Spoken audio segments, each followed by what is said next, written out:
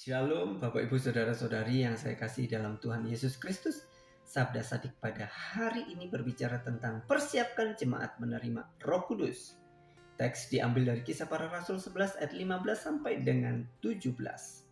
Saat Petrus menceritakan kepada orang Kristen Yahudi tentang pertobatan Kornelius dan seisi rumahnya, dia berkata, "Dan ketika aku mulai berbicara, turunlah Roh Kudus ke atas mereka, sama seperti dahulu ke atas kita."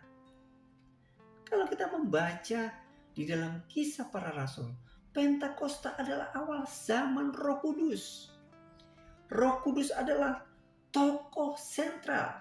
Di dalam khotbahnya, Petrus membahas tentang Roh Kudus di awal, di tengah, dan di akhir. Saat Petrus memulai khotbahnya, dia mengutip dari Yoel, "Akan terjadi pada hari-hari terakhir bahwa aku akan mencurahkan Rohku ke atas semua manusia."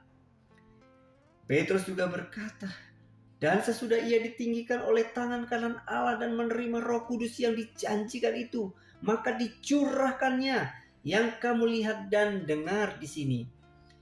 Di akhir khotbahnya Petrus memberitahu orang banyak, "Bertobatlah dan hendaklah kamu masing-masing dibaptis dalam nama Yesus Kristus untuk pengampunan dosamu, maka kamu akan menerima karunia Roh Kudus."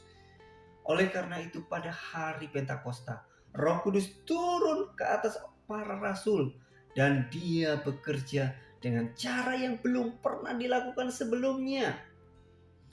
Pentakosta adalah awal pemberitaan Injil. Injil memang telah diberitakan sebelumnya kepada Abraham. Kitab suci yang sebelumnya mengetahui bahwa Allah membenarkan orang-orang bukan Yahudi karena iman, telah terlebih dahulu memberitakan Injil kepada Abraham. "Olehmu semua bangsa, segala bangsa akan diberkati." Yesus juga memberitakan Injil kerajaan dalam persiapan pendirian gereja. Markus 1 ayat 14 sampai dengan 15. Sekarang pada hari Pentakosta, Injil diberitakan secara lengkap sebagai fakta yang telah digenapi. Paulus menguraikan fakta-fakta pusat daripada Injil sebagai kematian, penguburan, kebangkitan, dan penampakan setelah kebangkitan Yesus. Itulah pesan Petrus pada hari Pentakosta. Dia menyatakan bahwa Yesus mati, dikuburkan, dibangkitkan, dan menampakkan diri kepada para rasul yang lain. Pentakosta adalah awal gereja berkumpul. Dalam amanat agung Yesus mengatakan, "Karena itu pergilah, jadikanlah semua bangsa muridku, baptislah mereka dalam nama Bapa dan Putra dan Roh Kudus. Ajarlah mereka untuk menjalankan segala sesuatu yang telah kuperintahkan kepadamu." Di dalam Kisah Para Rasul, pasal yang kedua, kita juga menemukan urutan yang sama. Di dalam memuridkan, membaptis, dan melanjutkan mengajar mereka. Mereka dengan senang hati menerima perkataan, dibaptis, dan pada hari itu kira-kira 3.000 orang ditambahkan kepada mereka. Mereka bertekun dalam ajaran dan persekutuan para rasul. Sekarang semua orang percaya berkumpul dan memiliki semua kesamaan. Mereka berkumpul di gereja dan juga mengajar orang banyak.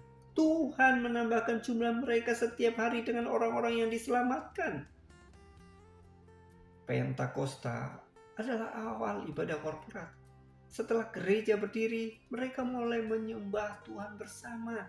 Mereka bertekun dalam pengajaran dan persekutuan rasul-rasul dan memecahkan roti dan berdoa.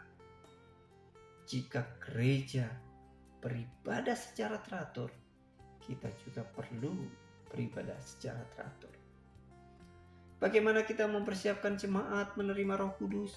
Kita perlu mengajar mereka supaya mereka boleh menerima berita keselamatan dan mereka boleh percaya kepada Yesus Kristus sebagai Tuhan dan Juru Selamat secara pribadi.